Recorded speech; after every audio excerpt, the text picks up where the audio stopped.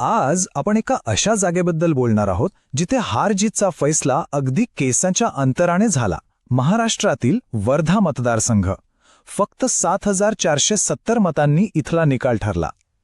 तर मग ही इतकी अटीतटीची लढत आपल्याला आजच्या राजकारणाबद्दल नेमकं काय सांगते?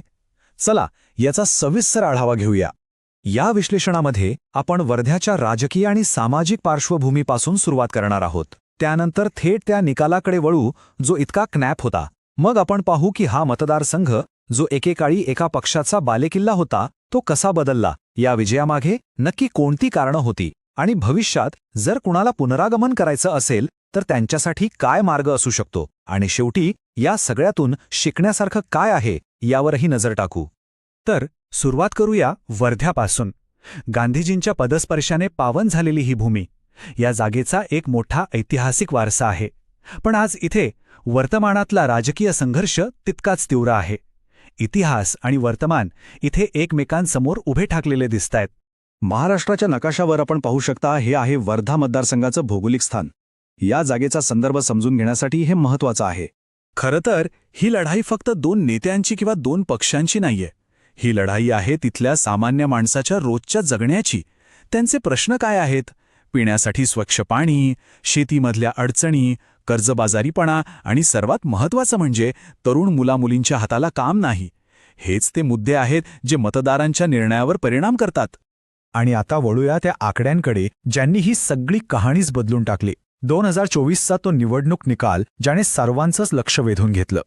फक्त 7,470. विचार करा, एवढ्या मतांच्या फरकाने एका संपूर्ण मतदारसंघाचं भवितव्य ठरलं. टक्केवारीत बोलायचं झालं तर फक्त 3.79%. म्हणजे अगदी थोडी मतं इकडून तिकडे झाली असती तर आज निकाल पूर्णपणे वेगळा असता. आकडेवारीवर नजर टाकली तर चित्र अधिक स्पष्ट होतं. भाजपचे उमेदवार पंकज भोयर यांना मिळाले 92,067 मतं आणि त्यांचे जवळचे प्रतिस्पर्धी काँग्रेसचे शेखर शेंडे यांना मिळाली 84,597 मतं.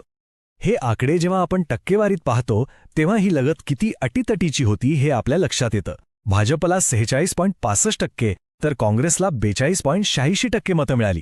आणि इथेच आपल्याला भारतीय संविधानाने दिलेल्या मूल्यांचं महत्त्व कळतं. प्रत्येक मताला एक प्रतिष्ठा आहे.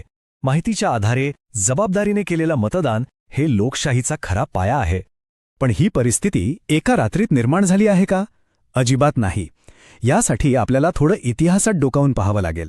गेल्या काही वर्षात या मतदारसंघाचा राजकीय स्वभाव कसा बदलत गेला हे समजून घेणं गरजेचं आहे. 1995 पासूनचा प्रवास बघा. एकेकाळी काँग्रेसचा बालेकिल्ला असलेल्या या जागेवर शेखर शेंडे यांनी सलग 3 वेळा विजय मिळवला होता. पण त्यानंतर हळूहळू राजकीय प्रवाह बदलला. 2014, 2019 आणि आता 2024मध्ये भाजपने आपली पकड कायम ठेवली, पण विजयाचं अंतर कमी जास्त होत राहिलं. या सगळ्या प्रवासातला सर्वात मोठा टर्निंग पॉइंट होता 2014 साल. तेव्हा विरोधी मतं विभागली गेल्यामुळे भाजपला केवळ 27.60% मतांवर विजय मिळवता आला. इथूनच खरंच समीकरण बदलायला सुरुवात झाली. ही एक संधी होती जी त्यांनी बरोबर साधली. चला तर मग या विजयामागची कारणं काय होती ते आता आपण फोडून पाहूया. म्हणजे काय झालं यापेक्षा का झालं हे समजून घेऊया. कुठल्याही निवडणुकीत, विशेषतः महाराष्ट्रात, जातीय समीकरणं खूप महत्त्वाची असतात. वर्ध्यामध्ये जवळपास 40% मतदार हे ओबीसी आणि कुणबी समाजाचे आहेत. त्यामुळे साहजिकच त्यांची भूमिका निवडणुकीचा निकाल ठरवण्यात निर्णायक ठरते. पण लोक फक्त जातीवर मतदान करतात का? नाही, त्यांचे रोजचे प्रश्न महत्त्वाचे असतात. पिण्याचं पाणी, शेतीचं संकट, मुलांच्या हाताला काम नाही, वाढती महागाई, पायाभूत सुविधांची कमतरता. हे मुद्दे आहेत जे मतदानाच्या दिवशी सर्वात जास्त महत्त्वाचे ठरतात. बरं, आतापर्यंत आपण विश्लेषण केलं. पण या परिस्थितीतून पुढे जाण्यासाठी, निकाल बदलण्यासाठी काय करावं लागेल याची एक चौकट पाहूया.